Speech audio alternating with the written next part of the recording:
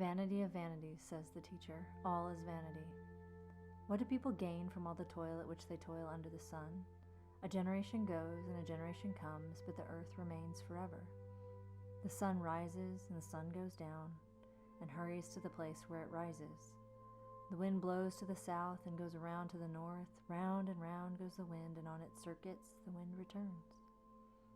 All streams run to the sea, but the sea is not full. To the place where the streams flow, there they continue to flow. All things are wearisome, more than one can express. The eye is not satisfied with seeing, or the ear filled with hearing. What has been is what will be, and what has been done is what will be done.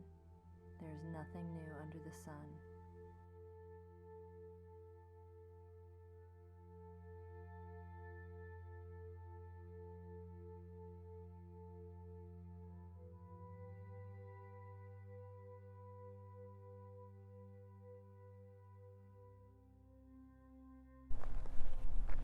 Vanity of vanities, all is vanity.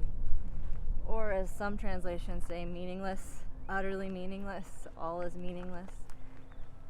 This word, vanity or meaningless, actually the Hebrew word is hevel. And this word is translated more appropriately as like vapor or mist, something that can't be confined or contained, something you can't hold in your hand. And something more appropriately might be paradox or unattainable or fleeting maybe.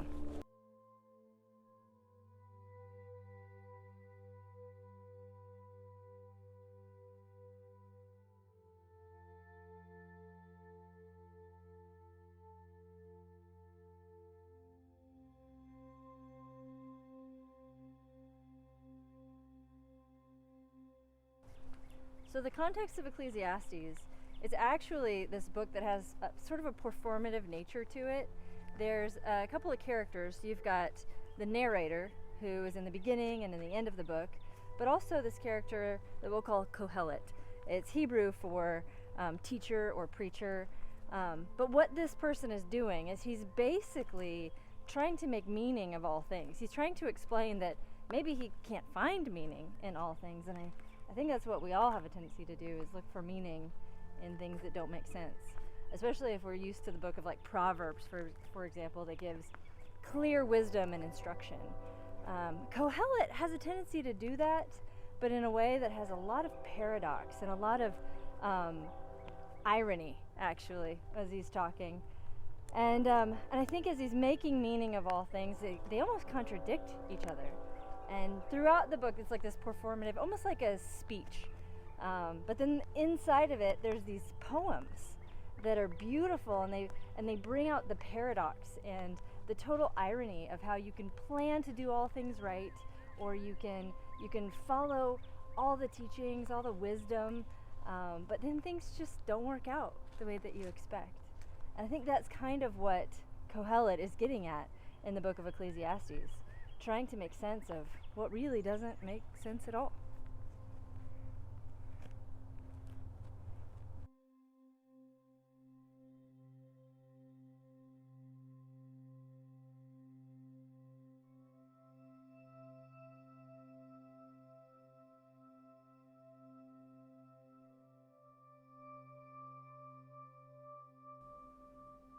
For everything there is a season, and a time for every matter under heaven, a time to be born, and a time to die, a time to plant, and a time to pluck up what is planted, a time to kill, and a time to heal, a time to break down, and a time to build up, a time to weep, and a time to laugh, a time to mourn, and a time to dance, a time to throw away stones, and a time to gather stones together, a time to embrace, and a time to refrain from embracing, a time to seek, a time to lose, a time to keep, a time to throw away, a time to tear, a time to sow, a time to keep silence, and a time to speak, a time to love, a time to hate, a time for war, and a time for peace.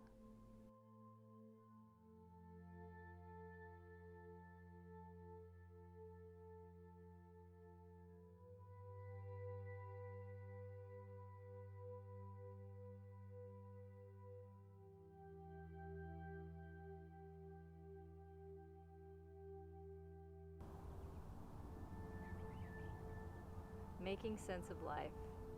That's funny. This trail I've spent a lot of time on trying to make sense of life. In March of 2020, the whole world blew up. Everything seemed to fall apart for everybody. Nobody knew what end was up. Nothing was certain.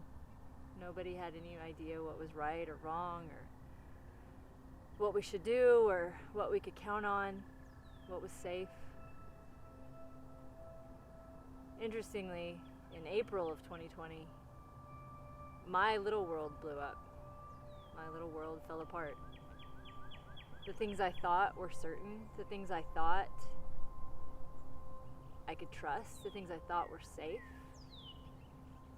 fell apart as well. It's funny, whenever you're in a house with the same people every day, day in and day out, some things that have been real easy to ignore or to hide start to come to the surface.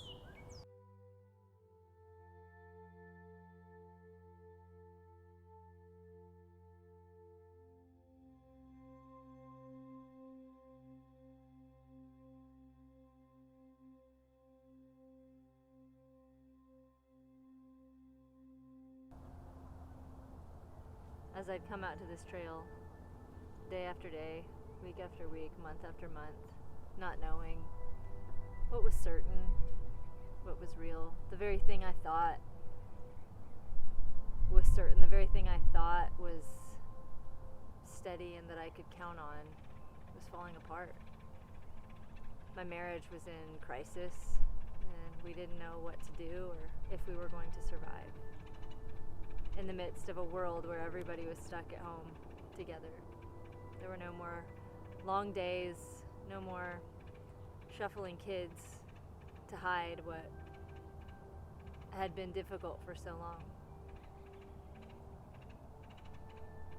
So I came here and I would run until I couldn't anymore.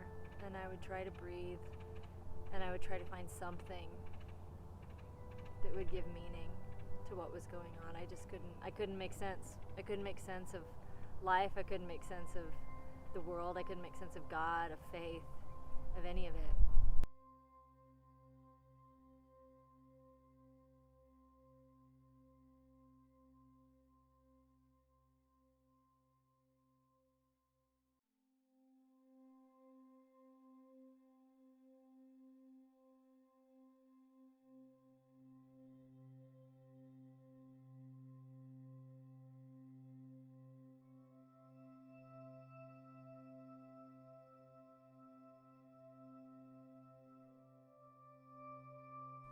A good name is better than precious ointment, and the day of death than the day of birth. It is better to go to the house of mourning than to go to the house of feasting, for this is the end of everyone, and the living will lay it to heart. Sorrow is better than laughter, for by sadness of countenance the heart is made glad. The heart of the wise is in the house of mourning, but the heart of fools is in the house of mirth. It is better to hear the rebuke of the wise than to hear the song of fools. For like the crackling of thorns under a pot, so is the laughter of fools. This is also vanity. Surely oppression makes the wise foolish, and the bribe corrupts the heart. Better is the end of a thing than its beginning. The patient in spirit are better than the proud in spirit. Do not be quick to anger, for anger lodges in the bosom of fools. Do not say, why were the former days better than these? For it is not from wisdom that you ask this. Wisdom is as good as an inheritance, an advantage to those who see the sun. For the protection of wisdom is like the protection of money, and the advantage of knowledge is that wisdom gives life to the one who possesses it. Consider the work of God. Who can make straight what he has made crooked?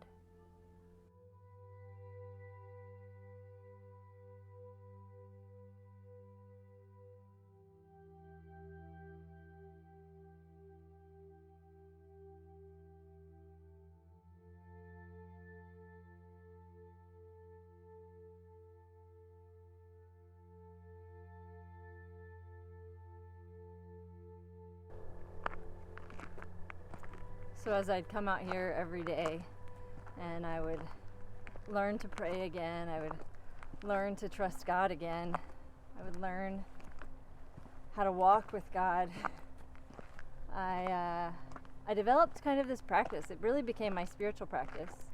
I would run to exhaust myself and every emotion that I had, and then I'd stop and I would have some solitude at the grave, and then as I began to walk back to the car, I began to pray this prayer.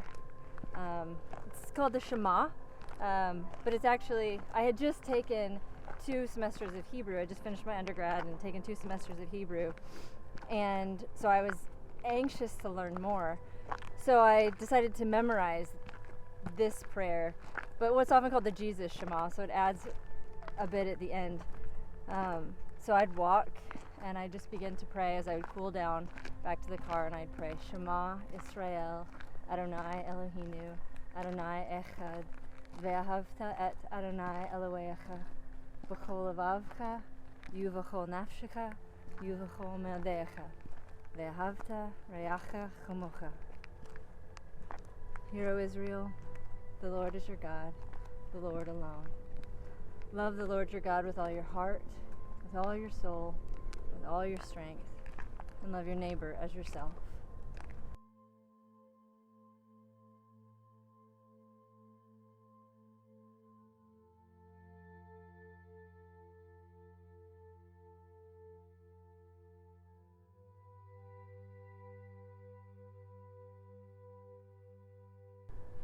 It's funny that the end of Ecclesiastes, the narrator, trying to make sense of Kohelet's words, he says, at the end of the thing, all has been said. Fear God, obey his commands. This is the whole duty of man. Love the Lord your God with all your heart, with all your soul, with all your strength, and love your neighbor as yourself. This is the whole duty of man.